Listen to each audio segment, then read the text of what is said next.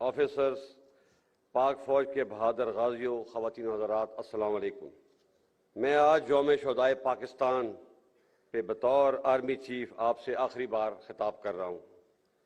جیسے کہ آپ جانتے ہوں گے کہ عنقریب میں اپنی 44 سالہ ملٹری سروس سے ریٹائر ہو رہا ہوں۔ اس دفعہ یوم شہداء سیلاب کی وجہ سے کچھ دیر سے منعقد ہوا، جس کے لیے میں آپ سے معذرت چاہتا ہوں۔ معزز حاضرین، سب سے پہلے میں شہدائے پاکستان کی عظمت کو سلام پیش کرتا ہوں، جو کہ ہمارا فخر ہیں۔ ان کے ساتھ ساتھ ان کے لواحقین کے حوصلے اور صبر و استقامت کو بھی داد دیتا ہوں، اور ان کو یقین دلاتا ہوں کہ فوج کبھی ان کو تنہا نہیں چھوڑے گی اور ان کی تمام دنیاوی ضروریات پوری کرنے کی بھرپور کوشش کرے گی۔ آرمی کمان کے 6 سالہ مدت میں ہزاروں شہداء کے گھروں پہ تعزیت کے لیے گیا، اور آفرین ہے کہ میں نے ہمیشہ ان کے حوصلوں کو بلند پایا، جس نے میرے حوصلے کو بھی تقویت بخشی۔ میں آپ سب کو یقین دلاتا ہوں کہ ہم آپ کی قربانیوں کا صلہ تو نہیں دے سکتے، لیکن آپ کے پیاروں کی قربانیاں رائے گاں نہیں ہونے دیں گے اور آپ کی ہر طرح سے مدد کریں گے۔ معزز حاضرین، پاکستان فوج کے عظیم سپاہی زمانہ جنگ ہو یا امن، LOC ہو یا فاٹا، بلوچستان کے پہاڑ ہوں یا سیچن کی برف پوش چوٹیاں، ہر وقت جان ہتھیلی پر رکھ کے مادر وطن کے دفاع پر مامور رہتے ہیں، اور مجھے فخر ہے کہ میں 6 سال اس عظیم فوج کا سپہ سالار رہا ہوں، اور میں دعا کرتا ہوں کہ آنے والے وقت میں بھی یہ فوج اسی طریقے سے کامیابی کے جھنڈے گاڑے گی۔ معزز حاضرین، فوج کا بنیادی کام ملک کی جغرافیائی سرحدوں کی حفاظت ہے، لیکن پاک فوج ہمیشہ اپنی استعداد سے بڑھ کر قوم کی خدمت میں مصروف رہتی ہے۔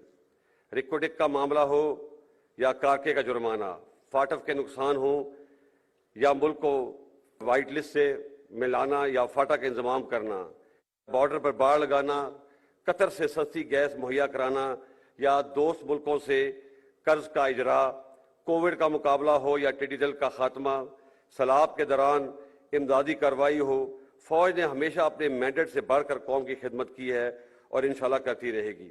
اور میں آپ کو یقین دلاتا ہوں کہ ان کاموں کے باوجود فوج اپنے بنیادی کام اور دہشت گردی کا مقابلہ کرنے سے کبھی غافل نہیں ہوگی۔ آپ جانتے ہیں کہ آج ہمارے شہروں اور دیہاتوں میں جو امن ہے، اس کے پیچھے ہمارے ہزاروں شہداء کی قربانیاں ہیں، جن کو کبھی نہیں بلایا جا سکتا، کیونکہ جو قومیں اپنے شہداء کو بھول جاتی ہیں وہ قومیں مٹ جایا کرتی ہیں۔ معزز حاضرین، میں آج آپ کے سامنے ایک ایسے موضوع پر بھی بات کرنا چاہتا ہوں جس پہ عموماً لوگ بات کرنے سے گریز کرتے ہیں، اور یہ بات 1971 میں ہماری فوج کی سابقہ مشرقی پاکستان میں کارکردگی سے متعلق ہے۔ میں یہاں پر کچھ حقائق درست کرنا چاہتا ہوں۔ سب سے پہلے، سابقہ مشرقی پاکستان ایک فوجی نہیں، ایک سیاسی ناکامی تھی۔ لڑنے والے فوجوں کی تعداد 92,000 نہیں، صرف 34,000 تھی۔ باقی لوگ مختلف گورنمنٹ کے ڈپارٹمنٹس میں تھے، اور ان 34,000 لوگوں کا مقابلہ 2.5 lakh Indian army, 2 lakh trained Mukti بینی۔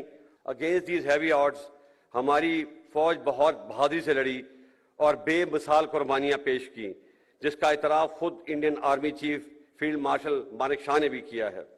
ان بہادر غازیوں اور شہیدوں کی قربانیوں کا آج تک قوم نے اعتراف نہیں کیا، جو کہ ایک بہت بڑی زیادتی ہے۔ میں آج اس موقع کا فائدہ اٹھاتے ہوئے ان تمام غازیوں اور شہیدوں کو خراج تحسین پیش کرتا ہوں اور پیش کرتا رہوں گا۔ وہ ہمارے ہیرو ہیں اور قوم کو ان پہ فخر ہونا چاہیے۔ آخر میں کچھ باتیں آج کے سیاسی حالات کے متعلق کرنا چاہوں گا۔ میں کافی سالوں سے اس بات پہ غور کر رہا تھا کہ دنیا میں سب سے زیادہ انسانی حقوق کی پامالی، یعنی کہ ہیومن رائٹس کی وائلیشن ہندوستانی فوج کرتی ہے، مگر ان کے عوام کم و بیش ہی ان کو تنقید کا نشانہ بناتے ہیں۔ اس کے برعکس ہماری فوج جو دن رات قوم کی خدمت میں مصروف رہتی ہے، گائے بگائے تنقید کا نشانہ بنتی ہے۔ میرے نزدیک اس کی بڑی وجہ 70 سال سے فوج کی مختلف صورتوں میں سیاست میں مداخلت ہے، جو کہ غیر آئینی ہے۔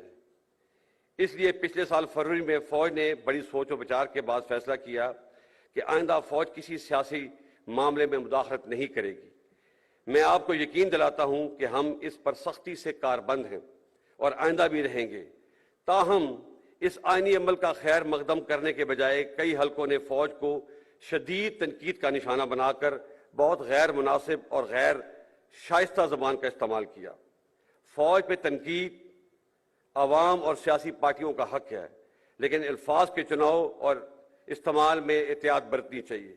ایک جعلی اور جھوٹا بیانیہ بنا کر ملک میں ہیجان کی کیفیت پیدا کی گئی اور ابھی اسی جھوٹے بیانیے سے راہ فرار اختیار کی جا رہی ہے۔ لیڈرشپ کو غیر مناسب القابات سے پکارا گیا۔ میں آپ کو واضح کر دینا چاہتا ہوں کہ فوج کی قیادت کچھ بھی کر سکتی ہے، لیکن کبھی بھی ملک کے مفاد کے خلاف نہیں جا سکتی۔ کیا آپ یہ سمجھتے ہیں کہ ملک میں ایک بیرونی سازش ہو اور آرمڈ فورسز ہاتھ پہ ہاتھ دھری بیٹھی رہیں گی؟ یہ ناممکن ہے، بلکہ یہ ایک گناہ کبیرہ ہے۔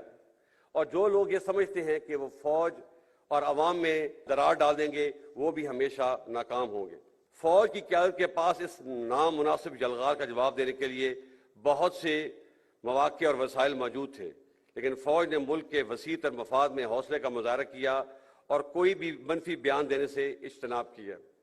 لیکن یہ بات سب کو ذہن نشین کر لینی چاہیے کہ اس صبر کی بھی ایک حد ہے۔ میں اپنے اور فوج کے خلاف اس نامناسب اور جارحانہ رویے کو درگزر کر کے آگے بڑھنا چاہتا ہوں، کیونکہ پاکستان ہم سب سے افضل ہے۔ افراد اور پارٹیاں تو آتی جاتی رہتی ہیں، لیکن پاکستان انشاءاللہ ہمیشہ قائم رہنا ہے۔ فوج نے تو اپنا کتھارسس شروع کر دیا ہے۔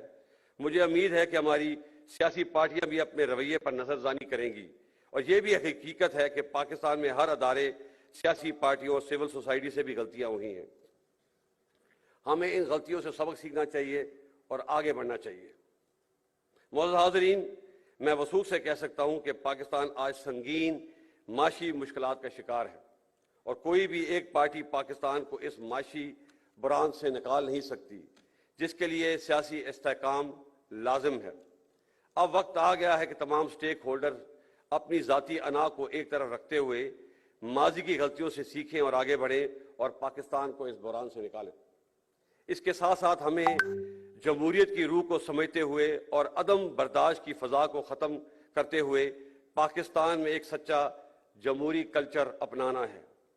2018 کے الیکشنوں میں بعض پارٹیوں نے آر ٹی ایس کے بیٹھنے کو بہانہ بنا کر جی ٹی وی پارٹی کو سلیکٹڈ کا لقب دیا، اور 2022 میں اعتماد کا ووٹ کھونے کے بعد ایک پارٹی نے دوسری پارٹی کو امپورٹڈ کا لقب دیا۔ ہمیں اس رویے کو رد کرنا ہوگا۔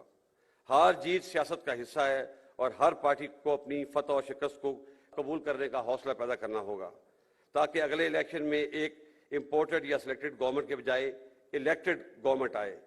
جمہوریت حوصلہ برداشت اور عوام کی رائے عامہ کے احترام کا نام ہے۔ اگر پاکستان نے آگے بڑھنا ہے تو ہمیں عدم برداشت اور میں نہ مانوں کے رویے کو ترک کرنا ہوگا۔ معزز حاضرین، ہمارے لیے پاکستان نعمت خداوندی ہے۔ ہمارا وجود اس کی سلامتی اور بقا سے وابستہ ہے۔ اس کی آزادی اور استحکام کے لیے شہداء نے بے پناہ قربانیاں دی ہیں، اور ہمیں ان پہ فخر ہے۔ میں شہداء کے لواحقین کا شکریہ ادا کرتا ہوں جنہوں نے اس تقریب میں آ کر اس تقریب کو رونق بخشی۔ آپ سب پوری قوم کا سرمایہ افتخار ہیں۔ یہ تجدید عہد کا دن ہے۔ آئیے مل کر یہ عہد کریں کہ ہم اپنے شہداء اور غازیوں کی تابندہ تاریخ کو ہمیشہ زندہ رکھیں گے، اور مل کر پاکستان کی اور بہتری اور ترقی میں اپنا کردار ادا کریں گے۔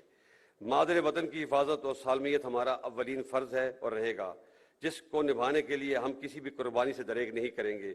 اللہ تعالی ہمارا حامی و ناصر ہو۔ پاک فوج زندہ باد، پاکستان پائندہ باد۔